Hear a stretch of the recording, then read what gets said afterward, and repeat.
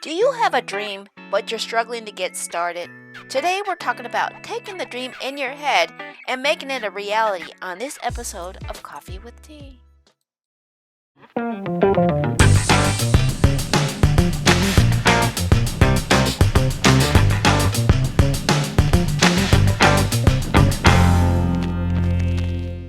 Hello, friends, and welcome to another episode of Coffee with Tea. I'm your host, Tonia Tyler, and I'm excited because I have Mr. Hector Santi Esteban, who's going to be talking about how to create the life that's in your head and put it into perspective and create it. So without further ado, I'd like to welcome Mr. Hector. Welcome, Thanks, sir. Tony, thank you for having me. I appreciate it. It's a pleasure to finally talk to you. I've seen you all over my LinkedIn, and I like watching your posts. You draw me in because I know that's part of your strategic purpose on how to do that, but you have a lot of great information that you have. So before we dive into that, tell a little bit about who you are and how you're navigating this whole COVID-19. Well, I'm in my late 20s, somewhere in my late 20s. I've already lost track because I have a couple of kids and a wife at home, and they keep me busy, and a couple of businesses that don't leave a whole lot of just extra time out there. But I grew up in Southern California and did the whole kind of the route that you're supposed to do. I got good grades. I went to a good school, and I graduated from high school in 2009, right when the economy had really hit the tank. And I was kind of forced into entrepreneurship, or really got self-employed at that time, and I got into sales, which isn't really in my nature. But I was fortunate to really hone in and develop those sales skills. And after I graduated from college, I ran a sales organization, and we did pretty well. We generated a few $1,000,000 in sales over a couple of years, and I eventually realized that I wasn't happy or fulfilled there, and so I decided to start my online career and started building my first online business. And I built, I don't know how many you would count, because I don't know where necessarily one ended and the other one started. It was really just a series of pivots until I kind of found my way, helping people to really create their digital brand. We started doing websites and social media and podcasts and a lot of different things. And I kind of found my groove helping people to bring out their genius. I find that so many people like yourself have great stories and knowledge and value and wisdom locked up inside of them. And if they could just figure out how to work the dang Facebook, or if they could just, understand how to get their videos up on YouTube, they could really impact the world. And so that's really how we've come in, is helping people make that part easy by either giving them the strategy and the tools to do it, or we have a team that, goes out there and does it for them as well. Right. And like I said, we had a great conversation. I always have a great conversation with some of the people that I talked to, but we were talking about how you actually created you had to take the negative stuff that you're dealing with and make it into a positive business for yourself. So how did you build that mindset? It's like, I'm going to go ahead and do what I have to do. Well, it's interesting. One thing I didn't answer was this whole COVID thing. And I think that it really, since COVID has broken out, I've gotten the chance to interview quite a few people. Jeff Hoffman has become one of my mentors. He's the billionaire founder of Priceline. And I interviewed him right when everything started happening in lockdown, and, COVID started breaking out. And he really talked about the idea of redeploying or redesigning, or just finding a way to shift into this new landscape that we're in.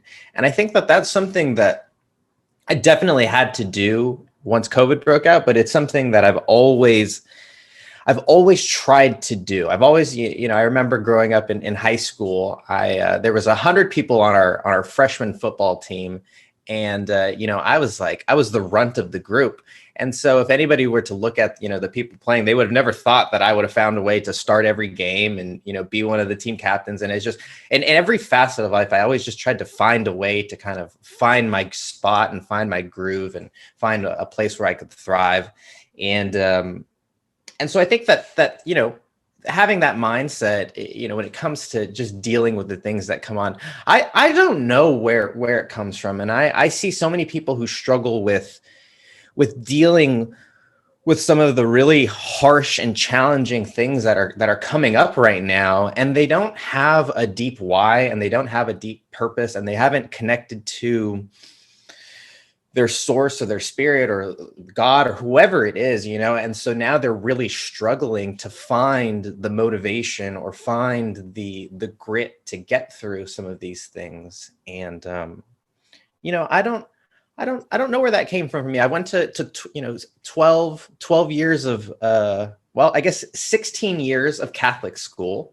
And so, from kindergarten all the way through college, through university, I went through a Jesuit university, and thankfully they were, they're very progressive minded, and they're very, very open minded. The Jesuits are, but, I really threw all that away after I graduated college, and, considered myself an atheist for a while, and had to kind of find it was interesting, that business and struggling in business and looking for, how am I going to pay the rent, and how am I going to pay my employees, and how are we going to make ends meet, led me back to, some sort of spirituality. And that's kind of been its own journey. But, when you ask, how do you have that mindset?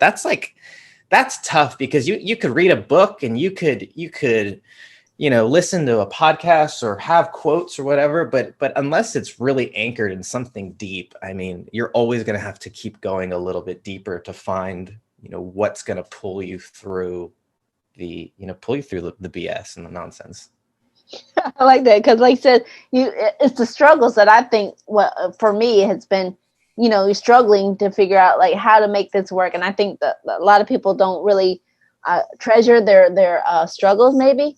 Is that maybe something that they can examine?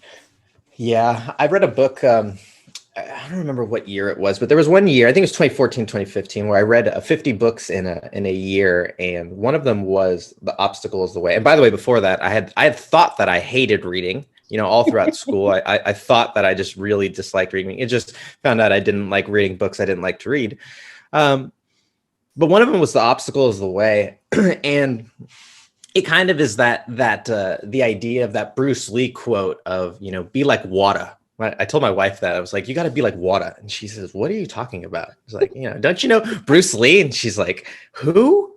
And she thought he was a rapper or something like that. And, it's that same kind of idea of, you've got to find a way around it. And I think that, similar to me, I, kind of going back to that example of being on the high school football team, I knew I was small and I knew I was tiny, but it was like, that actually became my advantage. And, I was able to, use that as an advantage and technique, later on. And it was so kind of understanding, accepting your limitations, accepting your weaknesses, I think is a big part of also, identifying your strengths and identifying where you can really thrive, really.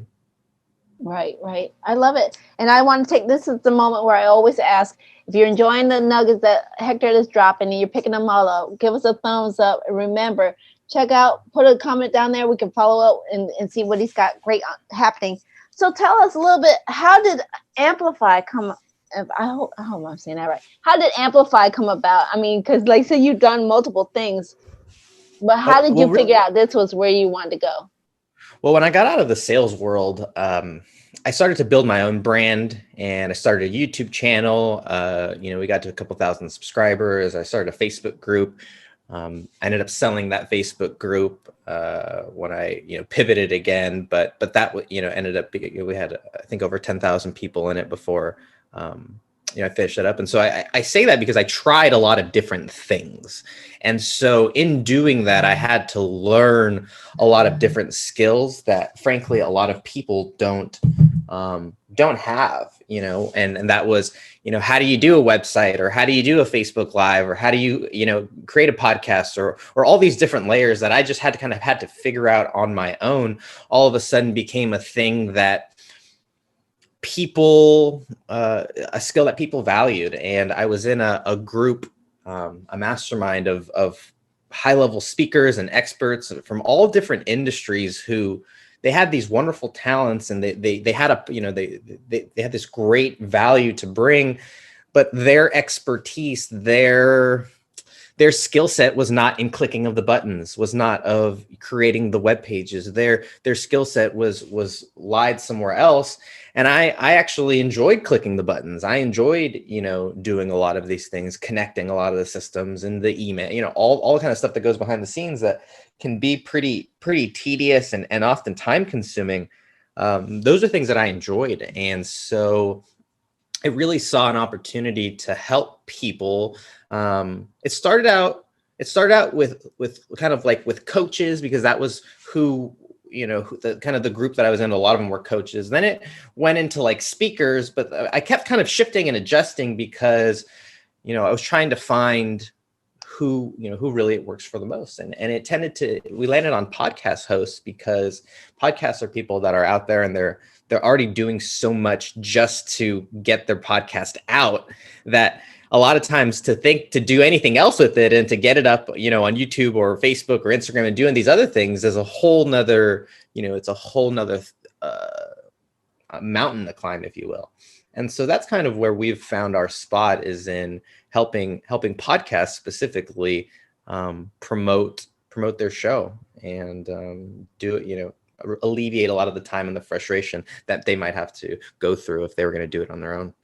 Right. So I know we're wrapping up here shortly, but I want to know, it's like, for those who are afraid to start, what would your advice be? It's like to go ahead and just get out there. What would your advice be to them? Well, I think, no, you know, for me, that would have been the wrong advice, to go out there and get out there. I think that if I had to go through reading, you know, 50 books in a year, really to feel confident enough to go out and do my own thing, you know? And so I think my son, he's someone who's very see it, do it. And so I would tell someone like him, go do it. Don't read a book. Don't, that's just, you know, but for some people like my daughter, I think about, you know, she's someone who we kind of vibe in our energy, and we are someone who likes to measure, you know, 3-4 times and cut once, that type of thing, as opposed to my wife, who she'll cut 5 times and won't measure, and, you know, on the 6th one even. And that's, I think there's beauty in that too. And so it's kind of about knowing yourself and knowing what, you know, the way that you tick and you work, because if that person who needs a map, who needs a compass, who needs kind of the roadmap, you know, to go, if they don't have that, they're going to take one step and then they're going to be in the same exact spot. And so they're going to move much slower than if they had that information and kind of, you know, studied up and then went after. Like whenever I go after a big project, there's always this, you know, this crunch of where I go into courses and watch videos and, you know, really immerse myself before I go out and do anything, because I know that it's going to allow me to move so much quicker once I'm in there.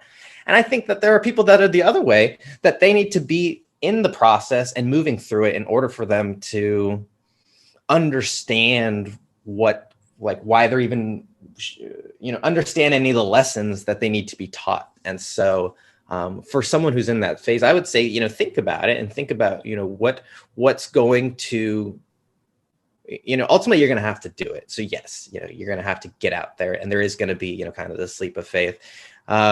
But if someone feels like they're not ready, I think that hesitation and that procrastination is okay. And it's a sign that, you know, maybe you need to prepare more, or maybe you need to learn more, or maybe there's someone that you need to meet that, you know, because I think that I wish I would have prepared better before I left my, you know, it wasn't a job necessarily, but I had a very cozy income, and, you know, I was making actually more money then than I am now. And thankfully I don't work nearly as many hours. And so my lifestyle is you know, it benefits from it. But I think that, you know, people need to honor who they are if they want to make it in the long run.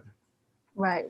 So what's one of the biggest struggles, or I guess you say misconceptions, that people don't get about the podcast, that when they enter the world? That they think it's easy. And it's like any, you know, it's like a lot of things today. If anybody can do it, anybody will do it, and that is a great thing, but that also is just as much of a challenge as if there were lots of barriers. And if there's, today there's no gatekeeper, right? It's not like, in the 30, 40, 50 years ago where you had to get on the radio and that was the only way someone could hear your voice. Today, anybody could start a podcast, but that means that every day, thousands of new podcasts are being started. And so the ability or your ability to stand out, is much harder. And I think that a lot of people, they hear the popularity, or you just, you can start it and hear all these success stories of people who, kind of blew up from it. But the problem is that those people, a lot of times they're coming to the party after a little late, and it's not too late, but it's late enough to where now there's other things happening and there's other things going on, and that, it's a matured marketplace. And that's why, that's why frankly, our business even has a place for it, because you kind of have to be a little more polished. You have to be out there a little bit more. You have to be putting out more stuff just to compete with the other Joe Rogans and the other big podcasts that are out there. Right. Well, I know we covered a lot, and I know we just started the tip of the iceberg, but what's the one thing you want to leave the audience with, Mr. Hector? Wow. I think for me, I look back on where I was, 10 years ago. I guess I just had my 10th year being, self-employed and an entrepreneur, if you want to call that, or business owner, whatever you want to say. And I think that before that, I never had any of the skills that I had today, right? I mean, I look back on the skill set that I had when I had just got started, and I really was a blank slate. My parents did a great job, and they loved on me, but they really, and the schools, I really came out of that whole system unprepared for life. And luckily I've been fortunate enough to listen to the podcasts and read the books and meet the people and have mentors in my life who have, allowed me to build a business and, have a healthy marriage and, raise 2 kids and very much in those processes. But to think that I never had thoughts of being a parent, or never, when I was in school, never had thoughts of running a business, because it wasn't in the prescription. And so I think that even if you hadn't thought that you could do it, or you never saw yourself as that, or that doesn't matter anymore. In the day of technology and information, that's not a real reason for someone not to do something. Right. And I got one more question, and I want to know, where can people find more information about you, your services, and what you offer? Well, I'm the best place is LinkedIn. So if you go to LinkedIn, Hector Santiesteban, I think is the best. I think there's only one on there. There's only one other Hector Santiesteban, and he is a doctor in Mexico. And I'm slowly creeping up on him. When I got into the game, he outranked me everywhere, but now I'm creeping up on him. And so if you go on LinkedIn, you should be able to find me. And then if you have questions about what we do, Amplify Media, but Amplify is spelled a little differently. So I don't know if they see the video here, but Amplify is AMPLAFY media.com. LA because I am from LA in Southern California, and LA because it avoids copyright issues. So. Well, thank you, sir, for your wealth of knowledge. I would love to have you come back. That's not part of the question, but I will, the 3-part questions that I have, but I would love to have you come back and maybe dive more into some of the stuff that you really want to talk about, or maybe people are not getting in the podcast world. Wonderful. Well, I will be happy to come back anytime. Well, thank you. And I want to remind our listeners that feedback is always welcome. Email us if you have any guests or show ideas. Links will be posted in the comments for all of Hector's information that you can follow up with. So make sure you check out them juicy nuggets down there in the description box. And remember, thank you for watching. Give us a comment if you like. And remember, if you want to catch up any more of the insights that's going on, hit that subscribe button over there. And remember, don't forget, take things in stride, go with the flow, and create your own path. path. And we'll see you back here on another episode of Coffee with Tea. So bye-bye for now. Share with us. What was one of your takeaways from today's show? Post your answers in the comments.